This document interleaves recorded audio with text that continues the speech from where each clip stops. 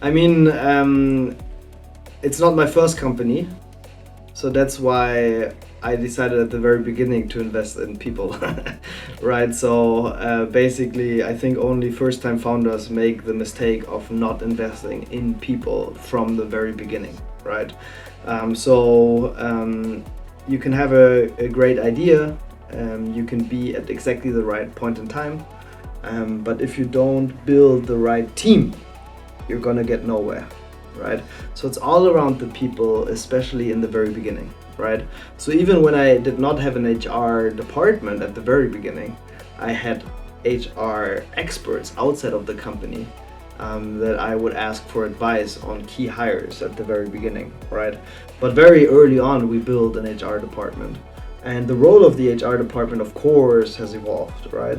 And you're constantly, of course, in this challenge in a hyper-growth company of, expanding very fast while not compromising on the quality of people, right? And, the problem of humans in general is that we are about instant gratification, right? We want things to be very fast. And as a CEO, you have to make sure that you're on the people side are not very fast.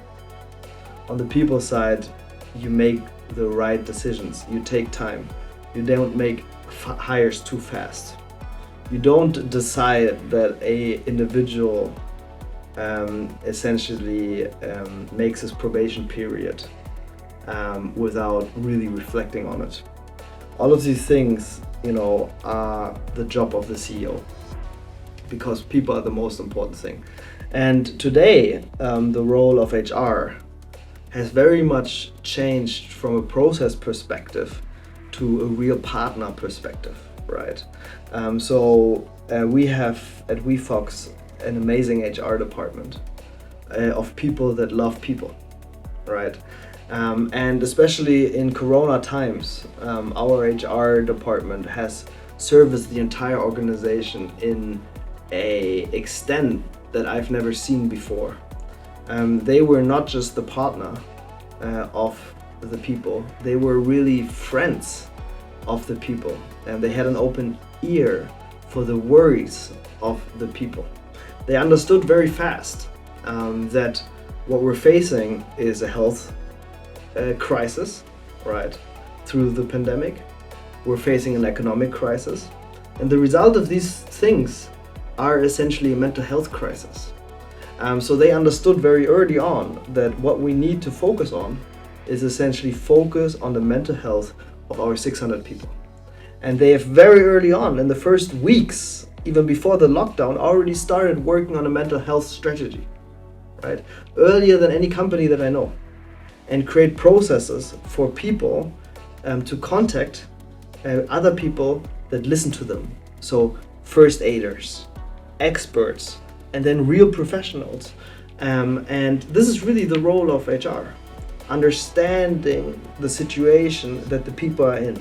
Understanding what is the impact on an individual that has to take care of 3 children while being expected to do 100% work, right? Understanding all of these situations is a highly strategic element. And this is what HR is today. It's really strategic. And it plays a huge importance in the decisions that we take as an organization.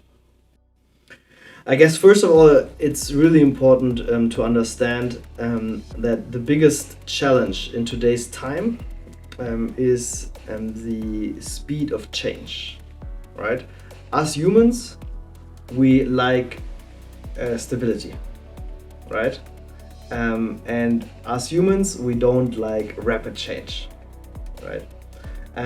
But the world that we live in, and Corona in a very short period of time, has caused a lot of change.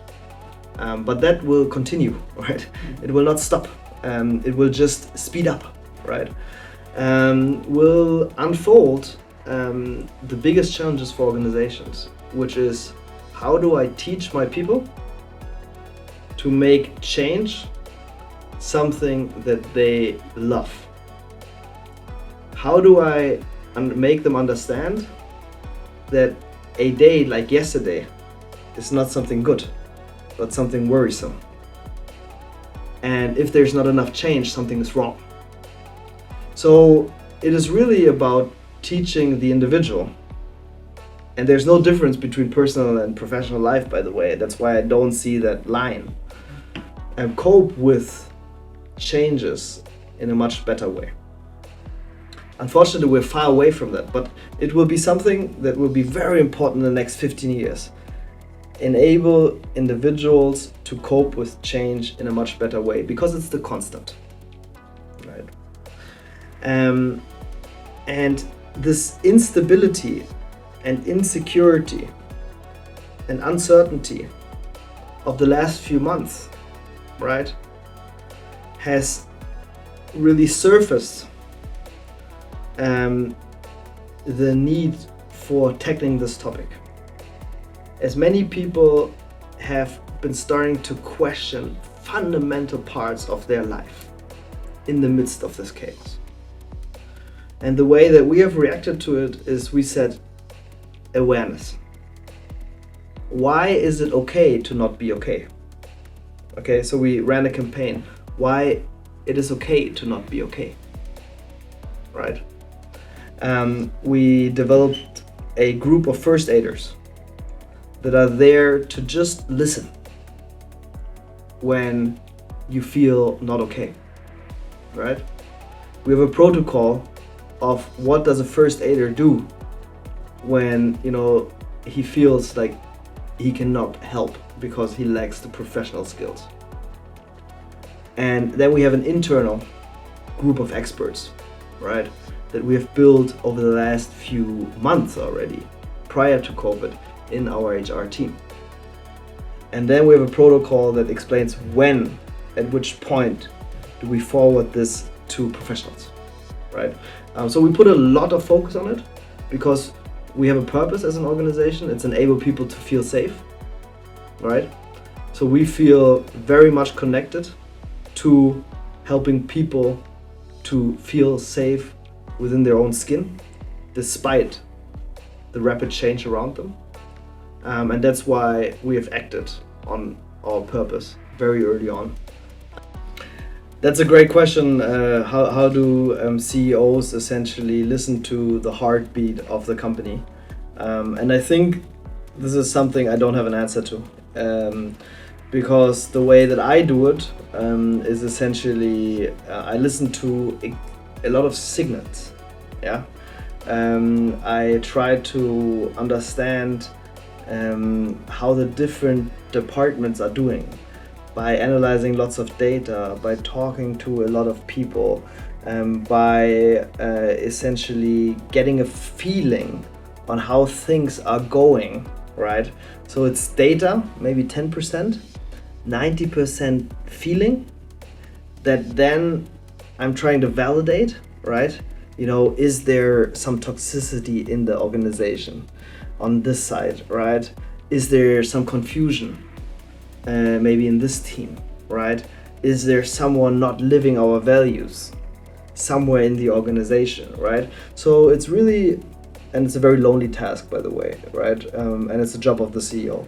It's listening to a lot of signals, validating your feelings, and then taking harsh measures, right? Because not living according to a set of values that you have created, not living by the culture that you want in your organization is detrimental to the success of the organization, no matter how much this manager or employee essentially creates value for the organization in terms of hitting his metrics, right?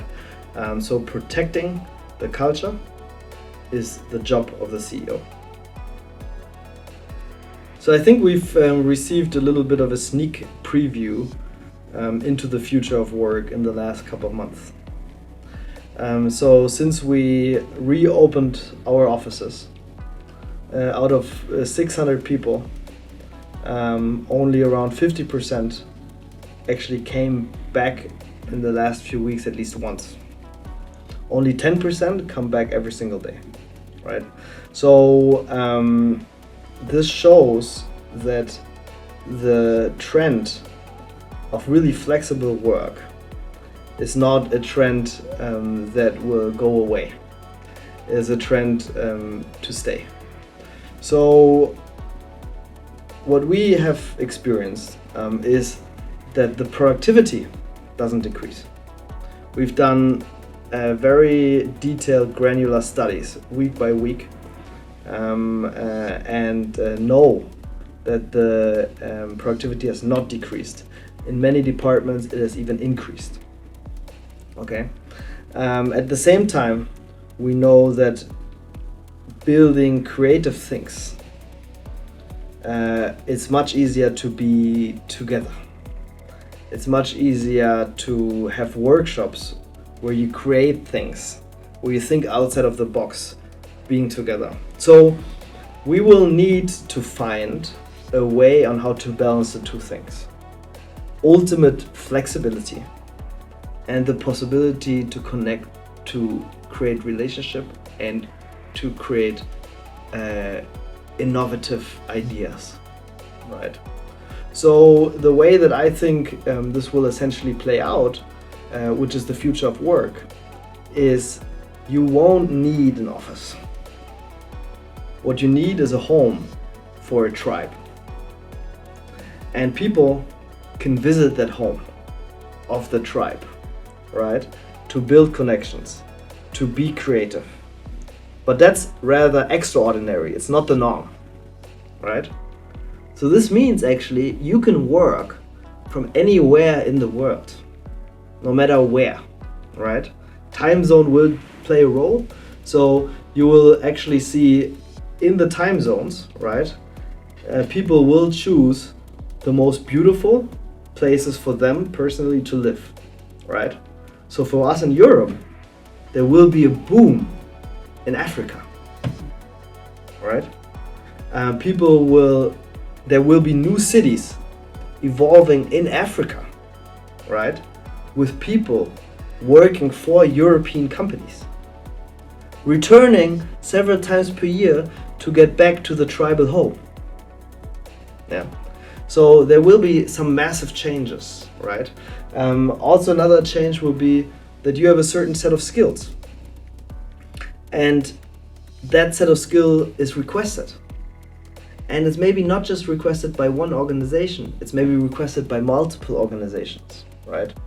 So you are somewhere in the world offering a certain set of skills to multiple organizations. So you will also have multiple employers with multiple cultures, with multiple relationships. So this is something that all businesses, that want to survive the next 15 years need to think about. How do they completely change their culture from a centralized to a decentralized workplace? And most companies will fail.